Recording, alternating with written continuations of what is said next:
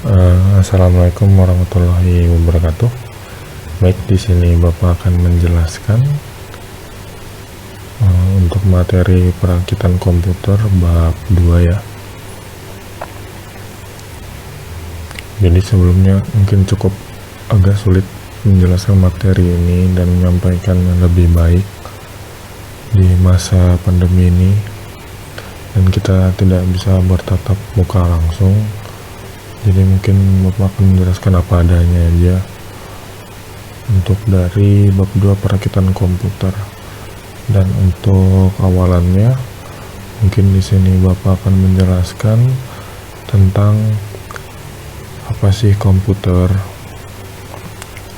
Jadi bisa kalian lihat gambar di bawah ini yang Bapak sedang scroll.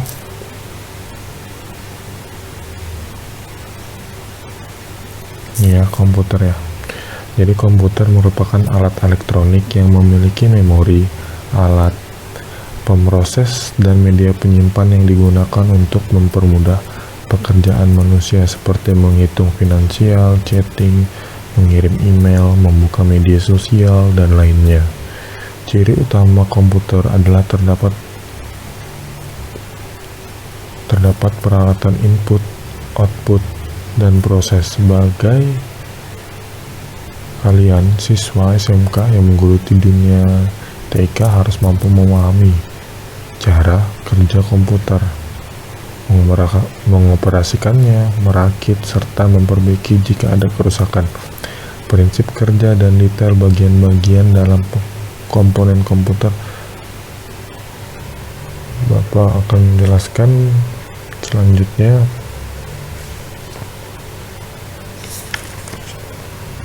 Pada komponen komputer yang pertama, untuk generasi sebelumnya teknologi komputer dapat dilihat pada seperangkat alat yang memiliki monitor, keyboard, mouse,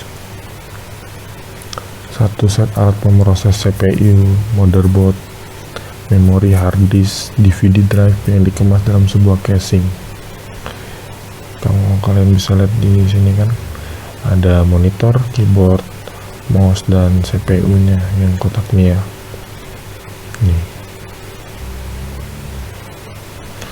Nah, untuk keyboard sendiri Bapak akan menjelaskan keyboard adalah salah satu jenis alat input yang terdiri atas berbagai macam tombol, mulai dari karakter alfabet,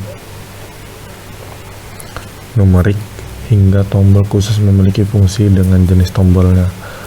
Alfabet itu huruf ya, dan untuk numerik itu angka yang terdapat pada di kanannya itu. Selanjutnya untuk mouse nih, ini mouse ya. Mouse adalah alat input yang digunakan untuk menggerakkan kursor pada area layar monitor yang biasanya dilengkapi tombol dengan fungsi tertentu. Mouse tuh yang biasanya tuh ada kabelnya USB dan wireless ya. Selanjutnya kita masuk ke monitor. Merupakan jenis perangkat output yang dapat mengubah sinyal digital dari komputer melalui port VGA menjadi tampilan grafis, sehingga memungkinkan pengguna dapat melihat gambar atau video. Monitor ya. Jadi monitor itu yang biasa digunakan maupun di warnet ataupun di lab kita itu biasanya LCD, dan yang terbaru itu yang harganya agak mahal itu LED. Kualitas gambarnya juga lebih jernih ketimbang LCD ya. Masuk ke bagian casing CPU. Jadi CPU ini yang kotak nih ada casingnya. Di dalam tuh ada motherboard dan lain-lainnya, perangkat kerasnya.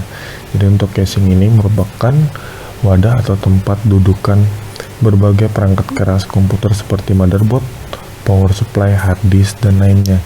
Selain itu, casing juga berfungsi untuk melindungi perangkat komputer dari debu, kotoran, panas, dan meredam getaran ataupun benturan serta mampu menyalurkan panas hasil kerja komputer.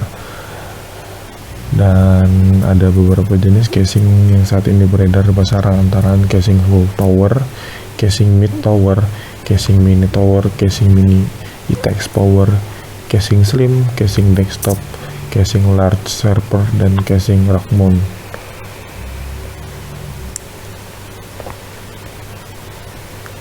Selanjutnya untuk power supply ya.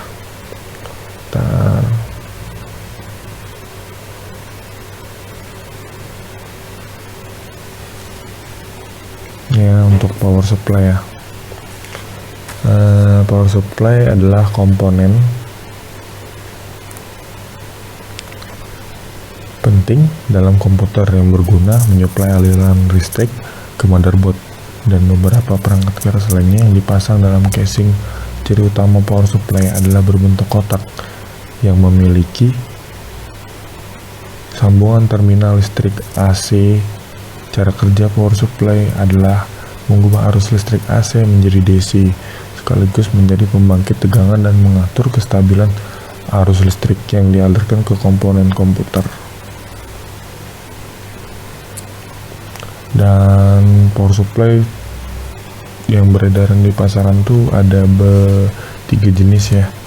Yang pertama AT, ialah Advanced Technology. AT memiliki jumlah pin konektor power sebanyak 12 buah dengan dukungan daya listrik kurang lebih 250 watt. Ciri utamanya adalah ketika komputer sudah di shutdown, akan muncul pesan "It's not safe to turn off your computer". Dengan demikian, Anda harus menekan tombol off untuk mematikan komputer. Dan yang kedua, ATX, Advanced Technology Extended. ATX merupakan generasi baru dari AT dengan beberapa kelebihan, yaitu dapat dimatikan ketika komputer di shutdown sehingga tidak memerlukan penekanan tombol off, memiliki satu daya tegangan yang lebih besar dari AT dan menggunakan 20 pin konektor. Dan yang ketiga, BTX,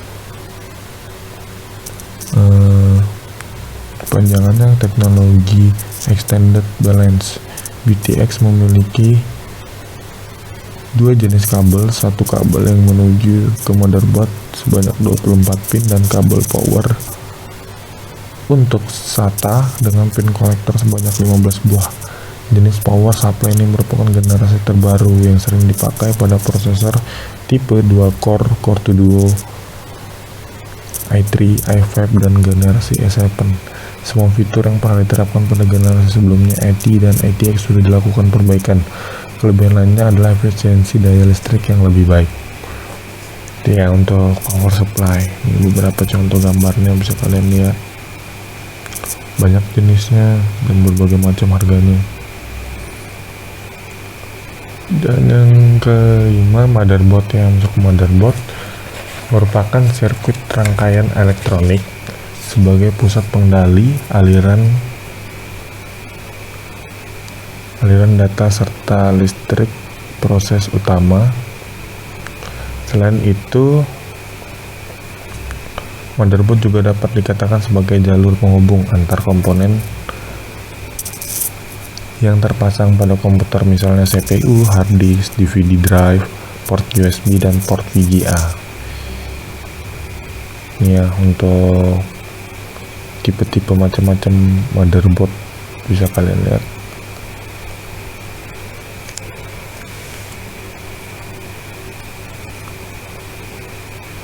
Dan lanjut,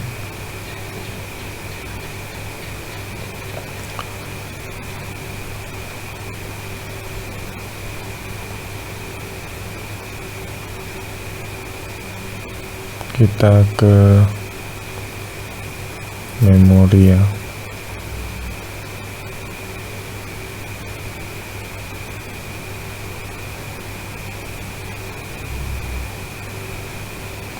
Nah, untuk yang memori ini terbagi menjadi 2. Dan untuk yang pertama, ini adalah RAM. Jadi sebelumnya Memori juga berfungsi menyimpan semua proses yang akan dikerjakan dalam CPU, dan setiap data yang akan diproses yaitu untuk dihasilkan oleh CPU. Ada dua jenis memori utama, yaitu sebagai berikut. ROM, read only memory. ROM merupakan sistem memori yang menyimpan data BIOS, basic input output system, dan berfungsi untuk mengatur komponen-komponen dalam komputer. Memori tersebut hanya dapat dibaca saja, dan beberapa jenis ROM seperti AMI BIOS dan AWARD BIOS. Dan yang kedua nih, RAM, Random Access Memory. RAM adalah memori yang mendukung proses penulisan dan pembacaan yang tersimpan ketika komputer sedang bekerja. Ada beberapa jenis RAM yang dikenal saat ini seperti SRAM, EDORAM, SDRAM, DDR-RAM, RDA-RAM, dan VGA-RAM. Ini ya contoh-contoh RAM-nya.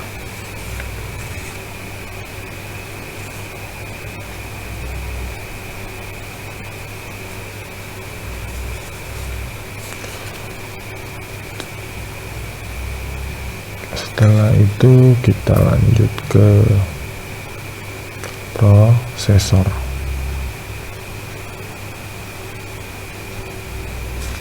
Nah, untuk prosesor merupakan bagian dari komputer yang paling penting.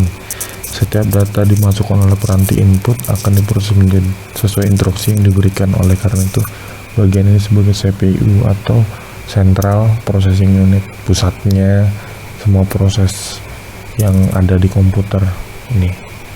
Kalau untuk di manusia, ini perumpamaan seperti otaknya ya. Prosesor ini yang sangat berperan penting buat semua apapun kinerja yang dilakukan oleh komputer maupun laptop. Di HP juga ada. Dan kita lanjut ke terakhir, hard disk ya.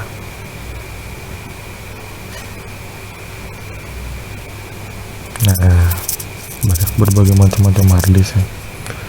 Dan untuk hard disk ini merupakan salah satu jenis media penyimpanan yang menggunakan teknologi magnetic disk dan memiliki karakteristik move head disk, permanent disk, double side, dan multiplatter.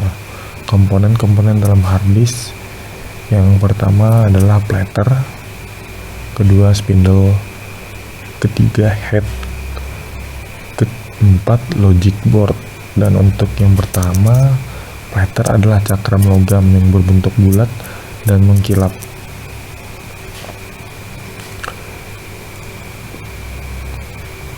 Yang memiliki pola magnetis pada setiap sisi. Dan yang kedua, spindle merupakan proses poros atau sumbu pemutar platter. Poros tersebut terhubung dengan motor penggerak yang mampu berputar cepat dalam satuan RPM seperti 5.400 RPM, 7.200, dan sampai 10.000. Semakin cepat putaran motor, semakin cepat pula akses data. Jadi maksudnya putaran motor itu adalah putaran kinerja hard disk itu ya. Nih untuk detailnya nih hard disk, spindle, platter, head ya. Jadi dia semakin cepat berputar, semakin cepat mengakses datanya.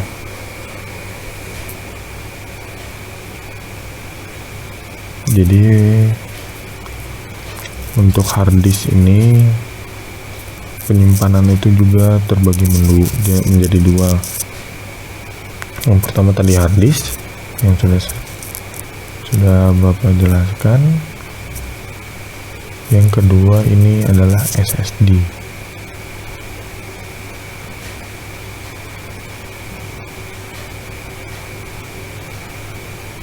Ini SSD.